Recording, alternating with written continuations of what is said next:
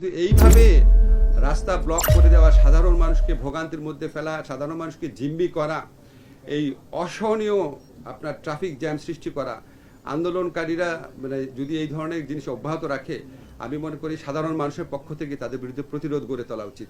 আপনি আন্দোলন করবেন, আন্দোলনের তো নর্মস থাকা দরকার, কিছুটা নর্মস থাকা দরকার। আপনি সাধারণ মানুষ কিন্তু জিম্মি করতে পারেন না। কালকে আমি শুনেছি ট্রেনের মধ্যে ইট মেরে আপনার নারী শিশু তাদেরকে আহত করা হচ্ছে। এটা কি ধরনের আন্দোলন? আর আপনি ওভারনাইট বলবেন একটা কলেজকে বিশ্ববিদ্যালয় বানায় দিবে, তা এইচএসসি পরীক্ষা দিব না, আমার রেজাল্ট বদলায় দিতে হবে। এখন আপনারা খালি চিন্তা করেন যে এখন আবার একটু কঠোর পদক্ষেপ নিলেও আবার সবাই সমালোচনা করা শুরু করে যে এরকম পুলিশ কেন এই ব্যবস্থা নিল, এটা কি আগেরই পুলিশ কিনা। এখন এটার মধ্যে ব্যালেন্স করা একটু টাফ।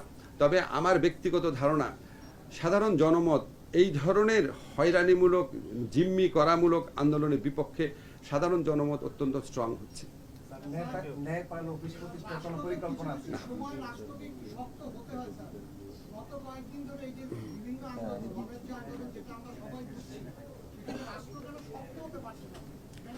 এই যে আমাদের একজন সাংবাদিক ভাই বললেন অন্যায্য আন্দোলন হচ্ছে রাস্তাঘাটে, এটার বিরুদ্ধে রাষ্ট্রের শক্ত হওয়া উচিত। এখন আপনি আমার বলেন, রাষ্ট্র যদি শক্ত হয়, দুই একজন যদি আহত হয়, গ্রেফতার হয়, এটা সাধারণ মানুষের একটা অংশের মধ্যে আবার এক ধরনের আপনার মানে কষ্ট তৈরি করবে না যে আপনারা আগের সরকারের মতো দমন নিপীড়নে যাচ্ছেন কিনা। সেটা তো আমাদের মাথায় রাখতে হয়। আমাদের তো একটা গণ অভ্যুত্থানের পরবর্তী প্রেক্ষিতে মাথায় রেখে ক্ষমতায় মানে এই সরকার গঠনের দায়িত্ব নিয়েছে। এখানে অনেক বেশি চিন্তা করতে হয়, মানুষ যেন কষ্ট না পায়।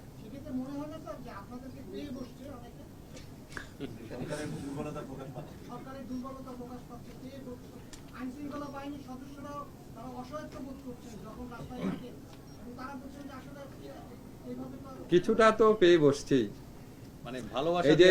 এই যে কিছুটা পেয়ে বসছে। আপনারা যখন এই সমস্ত প্রশ্ন করছেন, সবার মধ্যে যখন এই ধরনের বোধ জাগ্রত হবে যে আমরা বেশি ভালোবাসা দিচ্ছি, বেশি নরম থাকছি দেখে পেয়ে বসছে, তখন আমাদের শক্ত হওয়ার সুযোগ সৃষ্টি হবে।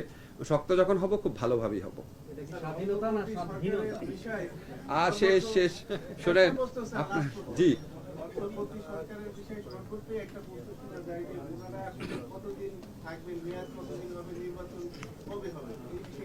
এটা আইন মন্ত্রণালয়ের বিষয় না।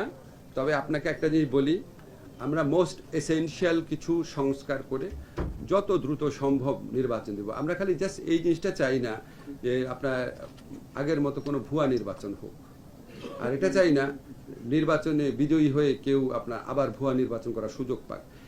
এইটা ছাড়া আর কোনো স্বার্থ নাই। আপনি একটা যে বিশ্বাস করেন, এই অন্তর্বর্তীকালীন সরকারে যারা আছেন ওনাদের অধিকাংশই যত তাড়াতাড়ি সম্ভব নিজের পেশায় ফিরে যাওয়ার জন্য আপনার আগ্রহী। শেষ না, এই ধরনের কোনো কথাই বলা হয়নি। 4 বছর এটা একদম সম্পূর্ণ আউট অফ দ্য কন্টেক্সট, এই ধরনের কোনো কথা বলা হয়নি। ধন্যবাদ।